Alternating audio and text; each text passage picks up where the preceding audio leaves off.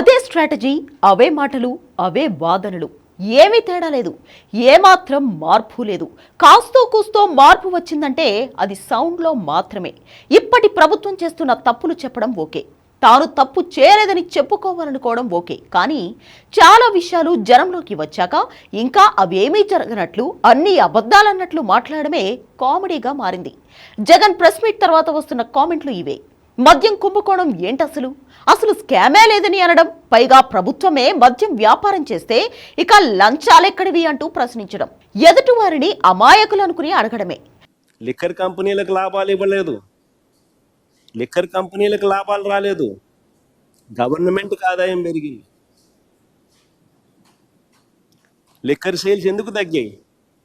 ట్యాక్సులు పెంచి లిక్కర్ సేల్స్ను తగ్గించి తద్వారా లిక్కర్ కంపెనీల డిస్టరీలకు సంబంధించిన లాభాలు తగ్గాయి. లిక్కర్ స్కామ్ ఎలా జరిగిందో అందరికీ అర్థమైపోయింది.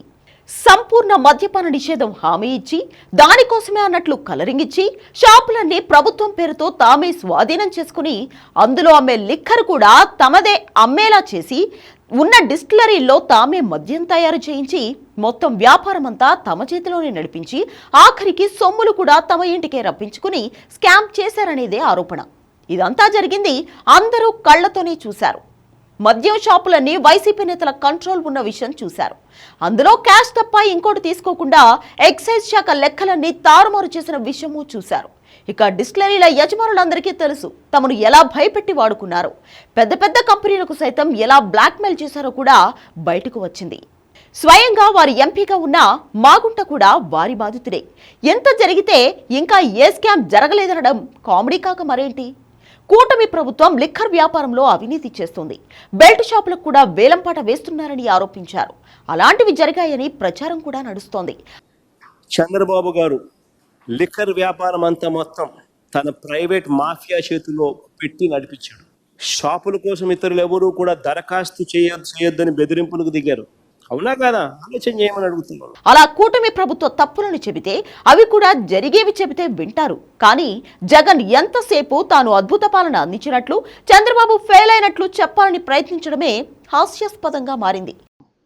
5 సంవత్సరాల కాలంలో వైఎస్ఆర్సీపీ ప్రభుత్వం మొత్తం కలిసి అప్పు 3,32,671 కోట్లు చేస్తే, ఈ 12 నెలల కాలంలోనే చంద్రబాబు నాయుడు గారు అధికారంలోకి వచ్చిన ఈ 12 నెలల కాలంలోనే కిందున్న టేబుల్ చూడండి, 137,546 కోట్ల రూపాయలు అప్పులు చేశాడు ఈ పెద్ద మనిషి.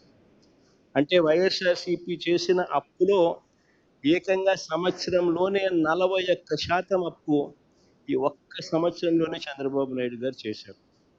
అప్పుల లెక్కలు ఎప్పుడూ చెప్పినట్లే తప్పుడు లెక్కలు చెప్పుకుంటూ కంపారిజన్ చేశారు. దాని బదులు ఉన్న ఆర్థిక వ్యవస్థలో ఎవరైనా అప్పులు చేయక తప్పదు, మేము సంక్షేమం అమలు చేశాం కాబట్టి ఎక్కువ అప్పులు చేశామని, కానీ టీడీపీ తప్పుడు ప్రచారం చేసిందని విమర్శిస్తే బాగుంటుంది. కానీ మళ్లీ తమ అప్పులను తగ్గించుకుని చెప్పడమే ప్రాబ్లం. అమరావతి టెండర్ల పైన మరో కామెంట్ చేశారు. 2018లో వేసిన టెండర్లను అదే బడ్జెట్లో 7 ఏళ్ల తర్వాత కూడా కట్టేయాలని జగన్ అనడాన్ని ఏమనుకోవాలి? పనులు కొనసాగించకుండా ఆపిందే ఆయన. ఇవాళ కూటమి అధికారంలోకి వచ్చాక తమ పాలసీ ప్రకారం మళ్లీ అమరావతి మొదలెట్టింది. అమరావతిలో కూడా 2018లో టెండర్లు పిలిచినారు. ఆ టెండర్లో ఖరారైన టెండర్ల విలువ 41,170 కోట్లు. ఇందులో 5,587 కోట్లు చంద్రబాబు నాయుడు గారు గతంలోనే పూర్తి చేసిన పనులు. ఇది ఇక మిగిలిపోయిన పనులు ఎంత అంటే 35,583 కోట్లు. ఈ టెండర్లను రద్దు చేసి ఆ మిగిలిపోయిన వర్కులను అంచనాలను విపరీతంగా పెంచేసి విపరీతంగా దోపిడీ చేస్తా ఉన్నారు. ఈ దోపిడీ కోసం మన హయాంలో రాష్ట్రంలో అప్పటికే అమల్లో ఉన్న జ్యుడిషియల్ ప్రివ్యూని తీసేసినారు, రద్దు చేసినారు, దీనికి అడ్డు రాకూడదు అని. అప్పటి రేట్లకే ఇవ్వలేరు, ఎవరు చేయలేరు కూడా. అలా కాకుండా ఇప్పటి టెండర్లలోనే ఎక్కువ రేట్లు ఏమైనా పెట్టారా? ఎవరైనా వారి అస్మదీయ కాంట్రాక్టర్లు ఉన్నారా అనే విషయం బయట పెడితే బాగుండేది. ఇక విజయసాయిరెడ్డి గురించి చెప్పింది అలాగే ఉంది. ఇక్కడ కూడా బీజేపీని అనడానికి జగన్ కు ధైర్యం రాలేదు.